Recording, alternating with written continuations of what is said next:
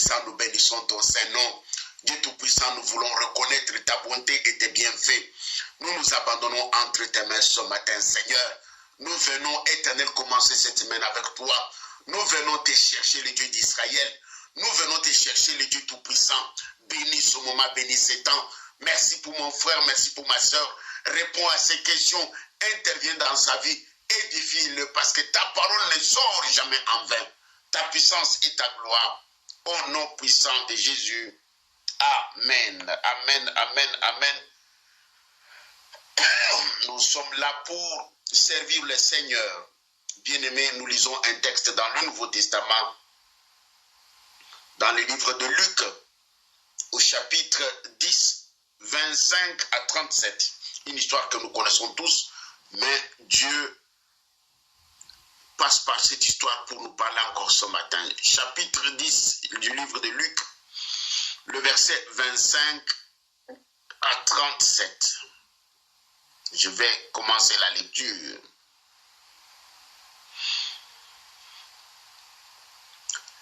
Un docteur de la loi s'éleva et dit à Jésus, pour l'éprouver, Maître, que dois-je faire pour hériter la vie éternelle? Jésus lui dit, qu'est-ce qu'il est écrit dans la loi? Qui lui dit? Il répondit, tu aimeras le Seigneur ton Dieu de tout ton cœur, de toute ton âme et de toute ta force et de toute ta pensée, et ton prochain comme toi-même. Tu as bien répondu, lui dit Jésus, fais cela et tu vivras. Mais, lui voulant se justifier, Jésus lui dit, et qui est mon frère? Jésus reprit la parole et dit, un homme descendait de Jérusalem à Jéricho.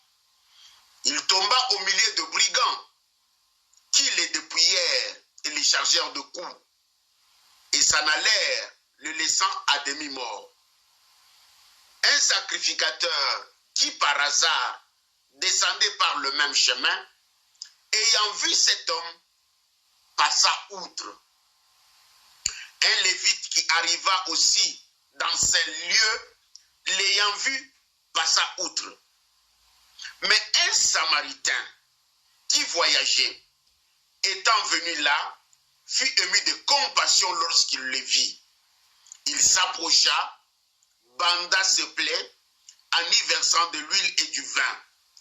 Puis il les mit sur sa propre monture, le conduisit à une hôtellerie et prit soin de lui.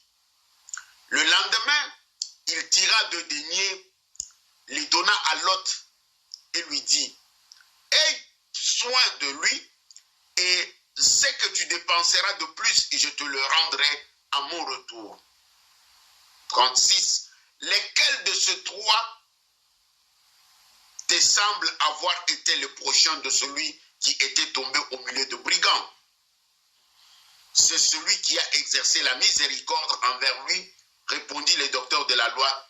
Et Jésus lui dit, va et toi, fais de même. Va et toi, fais de même. Chers amis, chers auditeurs, dans ce texte que nous venons de lire, il s'agit d'une conversation ou d'un entretien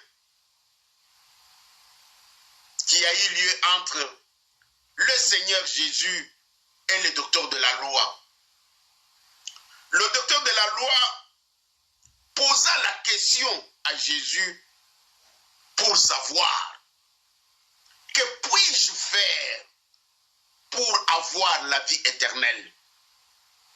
Jésus lui répondit, tu aimeras le Seigneur ton Dieu de tout ton cœur. Deuxième condition, tu aimeras ton prochain comme toi-même. Et le docteur de la loi continua à poser des questions à Jésus en lui demandant, qui est mon prochain? Qui est mon prochain? C'est ainsi que Jésus relata cette histoire que nous connaissons bien d'un homme qui descendait de Jéricho à Jérusalem. En route, il tomba entre les mains d'un brigand. Et le brigand le dépouillèrent, le brigand le tabassa et le laissa à demi-mort. Il est resté seul. Mais pendant ce temps, un sacrificateur passa, voyant cet homme par terre, il passa de côté et continuait son voyage ou sa route. Les Lévites passaient le même chemin, voyant le monsieur couché par terre, passa de côté et continua sa route. Mais le Samaritain, à son tour, quand il est venu, en passant par ce chemin, il a vu le monsieur par terre, il s'est arrêté. La Bible dit qu'il a pris soin de ces messieurs. Il l'a mis, ayant été ému de compassion, il prena les messieurs, il les soigna, il les passa sur son cheval et l'amena à une hôtellerie la plus proche. Arrivé à l'hôtel, le monsieur demanda à l'hôte de garder l'homme blessé. Il paya les frais et il demanda à l'hôte que aide-moi à soigner ce monsieur, à les garder. S'il arrive que tu dépenses plus, quand je reviendrai de mon voyage, je te donnerai les restes d'argent. Voilà ce qu'a été l'histoire ou la narration de ce matin. Et la question que Jésus a posée au docteur de la loi, lesquelles de ces trois personnes semblent avoir été le prochain de l'autre? Bien-aimés, sur base de cette lecture, j'ai voulu parler ce matin sur l'importance des bonnes œuvres dans la vie chrétienne. L'importance des bonnes œuvres dans la vie chrétienne. Ceux qui m'ont suivi dimanche passé, j'avais parlé de l'importance de la souffrance dans la vie chrétienne. L'importance de la souffrance dans la vie chrétienne était notre sujet de dimanche passé. Mais ce matin, Dieu me met à cœur de parler sur l'importance des bonnes œuvres dans la vie chrétienne. Bien-aimés, les œuvres restent comme toujours un élément très important pour notre vie chrétienne. En répondant ainsi au docteur de la loi, Jésus voulait tout simplement montrer l'importance de la pratique des bonnes œuvres dans la vie de tous les jours. Je souhaite que tu réalises qu'en tant que chrétien, il est très important de pratiquer les bonnes œuvres. Quand nous lisons dans le livre de Jacques, au chapitre 2, je ne vais pas lire tous les textes, mais je lis seulement le verset 18, qui dit que sert-il à quelqu'un de crier fort, j'ai la foi, s'il n'a pas des œuvres? Cette foi peut-elle le sauver? Que sert-il à quelqu'un de crier fort, j'ai la foi, s'il n'a pas des œuvres? Cette foi peut-il le sauver? Bien-aimés, nous pouvons avoir des dons spirituels. Nous pouvons parler en langue, chasser les démons, avoir des talents, chanter comme des anges, prêcher comme je ne sais pas moi quoi. Mais tant que les bonnes œuvres ne sont pas en nous en tant que chrétiens, tout cela est nul. J'aimerais ajouter que à ta foi, tu as accepté Jésus, tu es devenu enfant de Dieu, tu vas à l'église, mais sache que une foi sans les œuvres, c'est une foi morte. J'ai beaucoup de textes à lire avec vous, mais je ne peux pas à cause du temps. Mais néanmoins, j'aimerais vous épingler tellement important ce matin. Ajoute à ta foi les bonnes œuvres. Ajoute à ta foi les bonnes œuvres. La foi ne suffit pas. La foi seule ne suffit pas, mon frère. Mais quelqu'un qui a la foi a besoin d'ajouter à sa foi les bonnes œuvres. Alors, point 2, c'est quoi les bonnes œuvres? Quelle définition pouvons-nous donner à ce que nous nous appelons les bonnes œuvres? J'ai utilisé un français très simple. Une œuvre, c'est quoi? Une œuvre est ce qui est fait ou produit par quelqu'un et qui subsiste après l'action.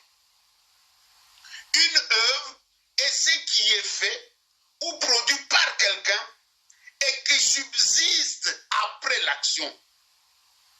Je vais prendre quelques exemples dans la Bible. Souvenez-vous dans Acte 9 de notre sœur Dorcas, quand elle était morte dans l'église primitive. Bien-aimé, ce qui a sauvé la vie de Dorcas, ce sont ses bonnes œuvres. Après la mort de Dorcas, tout le monde pensait à Dorcas à cause de ses bonnes œuvres. Dorcas était quelqu'un dans l'église primitive. Grâce au talent qu'il avait de couturière, elle faisait des habits à des veuves.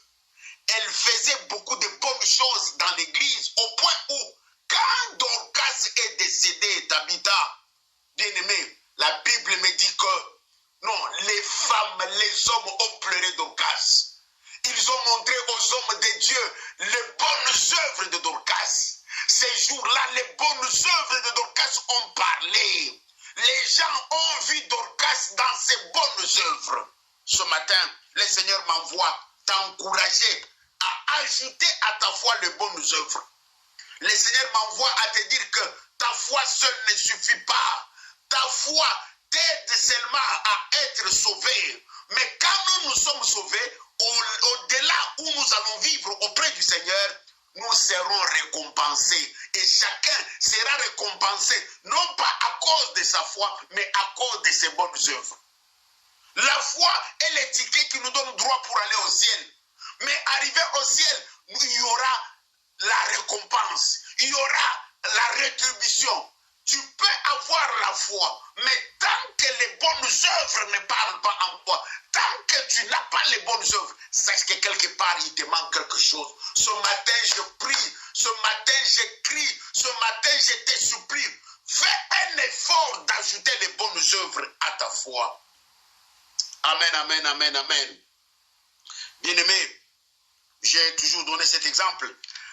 Entre un frère A qui a une bonne foi et un frère B qui est païen mais qui est bien dans ses bonnes œuvres, lequel est important dans la société?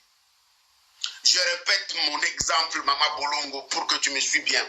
Nous avons des frères, prenons le frère A qui s'appelle Albert et le frère B qui s'appelle Bertin. Le frère A la foi. Il lit la Bible tous les jours, il prie fort, il parle en langue, le frère A, il est toujours à l'église. Mais, dans ses œuvres, il n'y a rien, il ne commet pas de bonnes œuvres.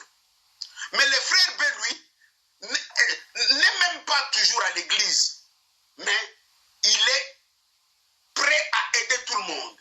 Il est prêt à pratiquer les bonnes œuvres. Il assiste tout le monde. Il aide à la maison. Au travail, il est disposé. Dans ses relations, on l'apprécie pour les bonnes œuvres. De ces deux frères, qui est plus proche du prochain? Je pense que nous tous nous sommes d'accord sur le frère Bertin, le frère B.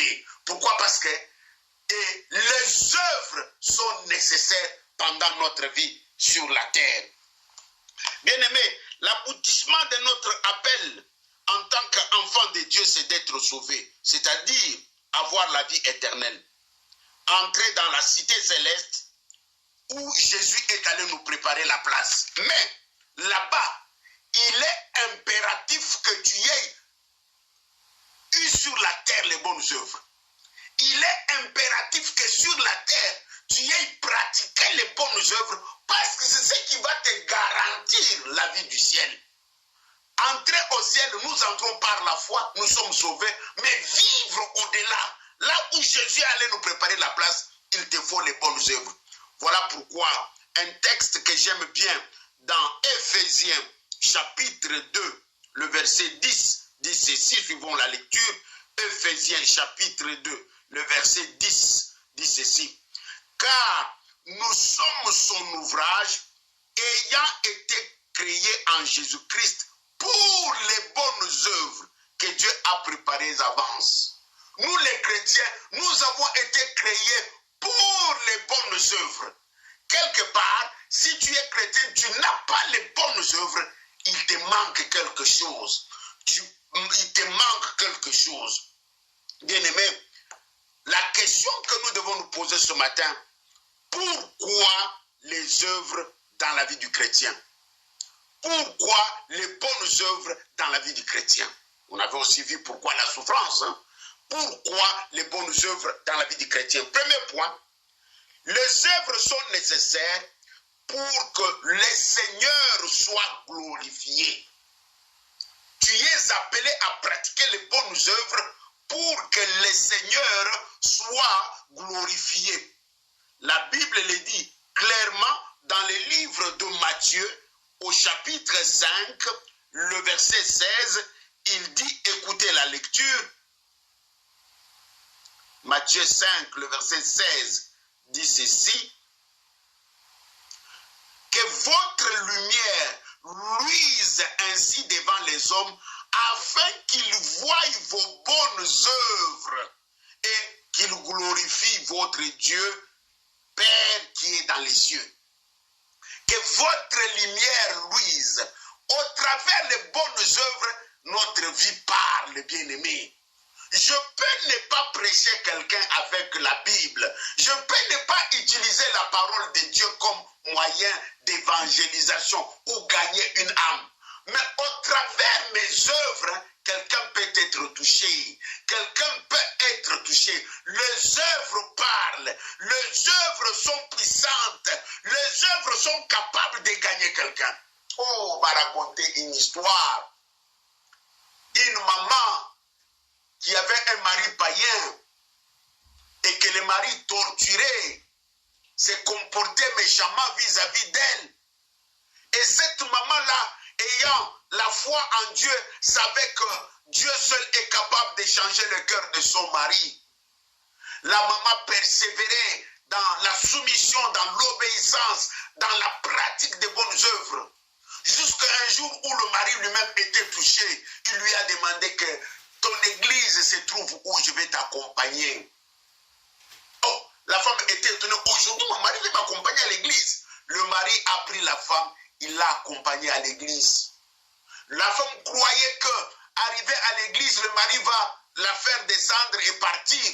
Non, le mari a garé la voiture, il a cherché le parking et lui a demandé, je vais entrer avec toi. C'était la toute première fois que cette dame amène son mari à l'église. Non pas qu'il a dit à son mari, accompagne-moi de l'église, mais les bonnes œuvres de cette femme ont touché le cœur de l'homme. Et ce jour-là, après le culte, l'homme est allé se présenter chez les pasteurs pour témoigner que ma femme est vraiment un enfant de Dieu. Bref, ce matin, comment tu vis ta foi? Comment tu vis ta foi? La foi doit être accompagnée avec les bonnes œuvres. Ce matin, je suis comme Jean-Baptiste qui crie dans le désert.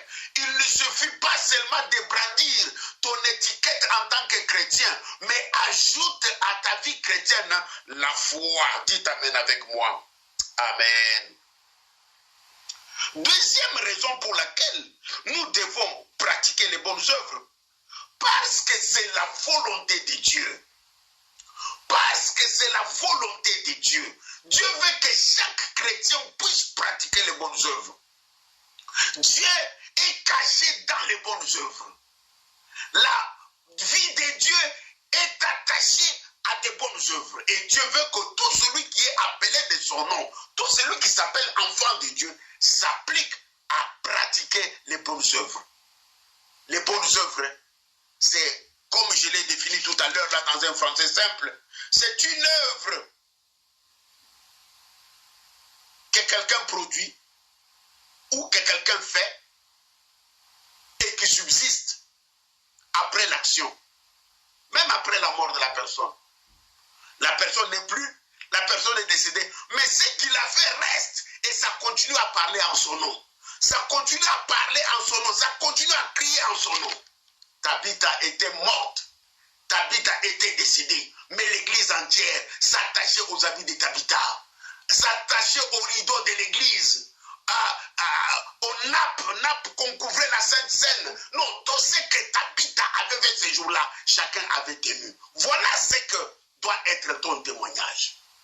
Ma question que je te pose, comment est ta vie chrétienne? Est-ce que tu as une vie chrétienne sans bonne œuvre ou bien tu as une vie chrétienne avec les bonnes œuvres? Dieu me dit de te dire ce matin, change ta vie, ajoute les bonnes œuvres à ta vie. Troisième raison pour laquelle nous devons pratiquer les bonnes œuvres. Les bonnes œuvres rendent la foi parfaite.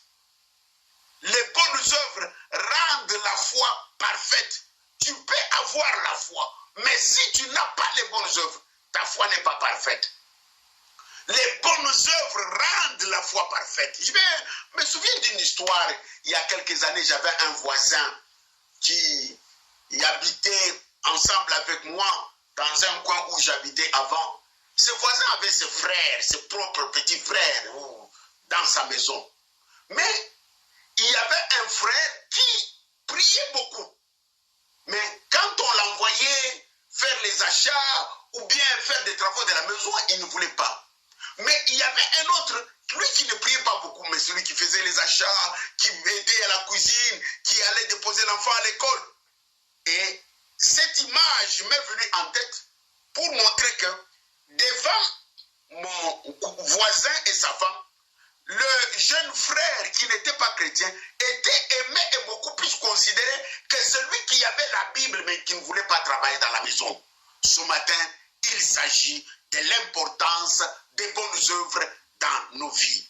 Les bonnes œuvres, ce ne sont pas seulement des grandes œuvres, mais on peut avoir des petits gestes mais qui attestent les bonnes œuvres. Des petits gestes mais qui touchent les autres. De petits gestes, mais qui interpellent ceux qui vivent avec nous à se poser la question, pourquoi je fais ça? Et derrière, ils vont comprendre que parce que l'Esprit de Dieu est à moi. Pourquoi les œuvres dans la vie du chrétien? Troisième raison, parce que nous comparaîtrons tous devant le tribunal de Christ. 2 Corinthiens 5, 10. Nous comparaîtrons tous devant le tribunal de Christ. 2 Corinthiens 5, 10, je vais lire. On nous dit ceci, car il nous faut tous comparaître devant le tribunal de Christ, afin que chacun reçoive le bien ou le mal qu'il aura fait, étant dans son corps. Les biens ou les mal que tu fais dans ton corps là, ces jours-là, quand nous serons devant le tribunal de Christ, chacun va recevoir son salaire. Chacun va recevoir sa récompense. 2 Corinthiens 5, 10 dit, car il nous faut tous, bisobanso, bisonyoso, comparaître devant le tribunal de Christ. Tokokoma na ezambiselo ya Yesu.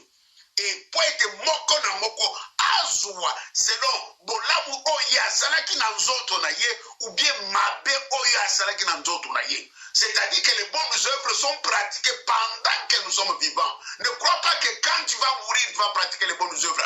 Ça sera tard. Maintenant, Dieu te donne l'occasion de pratiquer les bonnes œuvres dans ton corps. Amen.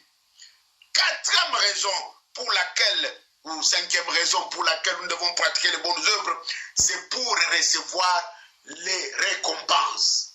C'est pour recevoir les récompenses. Devant le tribunal de Christ, nous serons appelés chacun selon son nom. Chacun, on t'appellera par ton nom. On va t'appeler Massemou. Alors tu passes devant le tribunal de Christ. On regarde, on te pose la question, donne-nous tes œuvres. Tu donnes tes œuvres, alors on les examine, on les teste, on essaie de voir si c'était de bonnes œuvres ou de mauvaises œuvres. Alors tes œuvres, quand c'est bon, tu auras auras la récompense. Tes œuvres, quand c'est bon, tu auras la récompense. Ce matin, Dieu veut que chacun de nous puisse avoir de bonnes œuvres. Bien-aimés, pourquoi les œuvres bonnes dans la vie du chrétien? C'est parce que le Seigneur soit glorifié. C'est pour que le Seigneur soit glorifié. C'est parce que c'est la volonté de Dieu. C'est parce que les œuvres bonnes rendent notre foi parfaite et que nos bonnes œuvres nous aident à comparaître devant le tribunal de Christ. Nous comparaîtrons devant le tribunal de Christ avec nos bonnes œuvres et puis nous recevrons les récompenses grâce aux bonnes œuvres. Je terminerai par voies et moyens pratiques pour les bonnes œuvres. Voies et moyens pratiques pour les bonnes œuvres. Bien-aimés, les bonnes œuvres doivent être pratiquées à 3 niveaux. Les bonnes œuvres doivent être pratiquées à 3 niveaux. Je lis 1 Corinthiens 3, 12 à 15. 1 Corinthiens 3, 12 à 15. Or, si quelqu'un bâtit sur ce fondement avec de l'or, l'argent, des pierres précieuses, du bois, du foin, du chaume, l'œuvre de chacun sera manifestée. 13. Car le jour la fera connaître parce qu'elle se relèvera dans le feu. Et le feu éprouvera ce que l'œuvre de chacun. Si l'œuvre bâtie par quelqu'un sur le fondement subsiste, il recevra la récompense. 15. Si l'œuvre de quelqu'un est consumée, il perdra la récompense. Pour lui, il sera sauvé comme au travers le feu. Waouh! Pour lui, il sera sauvé comme au travers le feu. J'aimerais te dire ici qu'au ciel, nous risquons d'être surpris. On dit que quelqu'un est sauvé comme au travers le feu. C'est-à-dire que Ndakweziki, Mutozo Bimanakati, je voulais dire manchmal. Et pour la plupart de fois, quand on sort de l'incendie, on a toujours des brûlures et des blessures.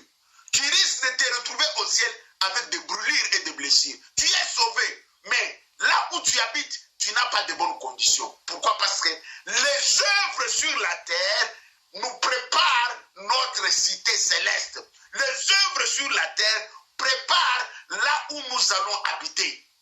C'est là où je reviens sur le témoignage de notre maman là que tout le monde connaît, maman Domitila, qui était morte pendant 3 jours. Et elle est revenue à la vie. C'est une maman congolaise qui est connue de beaucoup. Elle circule partout avec ses témoignages. Maman Domitila dit que quand elle est allée de l'autre côté pendant ces 3 jours, quand elle était morte, on l'a circulé au ciel. Elle a vu un ange qui est venu le tenir à la main. Il a commencé à circuler dans différents quartiers au ciel. Il est arrivé quelque part où il y avait des bonnes maisons, mais sans toiture. Il a vu aussi des bonnes maisons sans fenêtres, ou des maisons sales, avec beaucoup de saleté dedans.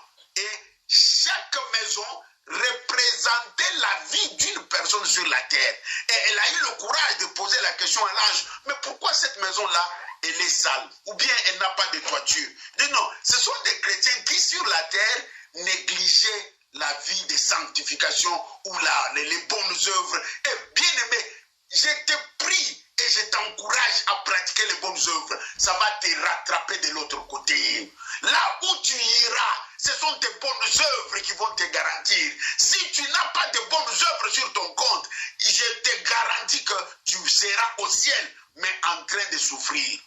Tu seras au ciel, mais sans domicile fixe. Tu seras au ciel, mais dans des conditions minables. Mais ce matin, Dieu veut que tes bonnes œuvres, tu les pratiques comme il faut pour que au jour du Seigneur, tu puisses recevoir les récompenses. Je disais que les bonnes œuvres peuvent être pratiquées à 3 niveaux. Premier niveau, dans ma vie personnelle. Deuxième niveau, dans mes relations avec les autres. Troisième niveau, dans ma relation avec Dieu. 3 niveaux pour pratiquer les bonnes œuvres. Dans ma vie personnelle, j'ai besoin de pratiquer les bonnes œuvres. J'ai besoin d'avoir une vie qui parle. j'ai besoin de porter le fruit du Saint-Esprit. Ici, je ne parle pas de dons, mais je parle de fruits. Et j'ai besoin d'avoir la compassion vis-à-vis de ceux qui souffrent. D'avoir la compassion vis-à-vis de ceux qui sont dans le besoin. Ça, c'est au niveau personnel. Au niveau de mes relations avec les autres. Galates 6.10. Lisons Galates 6.10 pour comprendre au niveau de mes relations avec les autres. Galates 6.10 dit ceci. Ainsi donc, pendant que nous avons l'occasion, pratiquons les biens envers tous et surtout envers les frères dans la foi. Galates 6, pratiquons les biens envers les autres. Deuxième niveau des bonnes œuvres, c'est envers les autres, dans mes relations envers les autres. Dans mes relations avec les autres, Galates 6.10 nous encourage à ainsi donc, pendant que nous avons l'occasion, pratiquons les bonnes œuvres envers tous et surtout envers le frère dans le Seigneur. Troisième niveau pour pratiquer les bonnes œuvres, c'est dans ma relation avec Dieu. Dans ma relation avec Dieu, comment? En me consacrant totalement à Dieu, en allant à l'église le dimanche, en servant le Seigneur et en le servant non pas seulement moi-même, mais en le servant avec mes biens et avec ma famille. En guise de conclusion, nous lirons 2 Corinthiens 9.6. 2 Corinthiens 9, le chapitre 6, nous dit ceci. Sachez-le, celui qui sème peu, moissonnera peu. Et celui qui sème abondamment, moissonnera abondamment. Frère, pratique les bonnes œuvres. Nous les hommes souvent, Maman Régine, nous pratiquons les bonnes œuvres seulement envers les gens là que je sais que lui aussi va m'aider. Bien aimé, si c'est ça tes bonnes œuvres, sache que ton salaire est sur la terre. Pratique les bonnes œuvres envers même les gens qui ne peuvent pas t'aider, qui ne peuvent pas te servir, parce que tu les fais pour Dieu. Attends-toi à la récompense du ciel. Mais toi, tu donnes à qui? Tu veux que le jour où toi tu as le problème, que lui aussi puisse t'aider. Non, ça c'est déjà ton salaire sur la terre. Mais celui qui pratique les bonnes œuvres, il les pratique pour Dieu. Il donne sans compter, il donne sans regarder, il donne en s'attendant que le ciel me récompensera. Ce matin, il était question de l'importance des bonnes œuvres dans la vie du chrétien. L'importance des bonnes œuvres dans la vie du chrétien. Nous avons vu que le sacrificateur qui est pasteur est venu, il n'a pas aidé. Le lévite qui est le diacre est passé, il n'a pas aidé. Mais un samaritain, un citoyen simple, a aidé le monsieur qui était entre les mains des brigands, qui était tombé entre les mains des brigands. Et de ces trois, qui est le prochain? Et nous avons vu que c'est les Samaritains. Pourquoi on dit que les Samaritains est le prochain? Parce qu'il a pratiqué les bonnes œuvres. Et nous avons vu pendant presque 30 minutes, c'est quoi les bonnes œuvres? Nous avons vu pourquoi est-il important de pratiquer les bonnes œuvres. Et nous terminons par le voies et moyens de la pratique des bonnes œuvres. Que Dieu bénisse sa parole. Nous allons prier. Dieu d'amour, merci. Merci parce que ce matin, tu nous tires les oreilles sur la pratique des bonnes œuvres. Tu veux que chacun de nous, envers lui-même, envers son prochain et envers toi, que nous puissions être des hommes et des femmes préparés pour les bonnes œuvres. Que cette parole tombe sur une bonne terre, que cette parole produise de fruits dans nos vies, afin que ces jours-là, nous puissions être récompensés par toi. Bénis la radio Pain du Soir. Bénis tes serviteurs et servantes dans ce ministère. Au nom puissant de Jésus.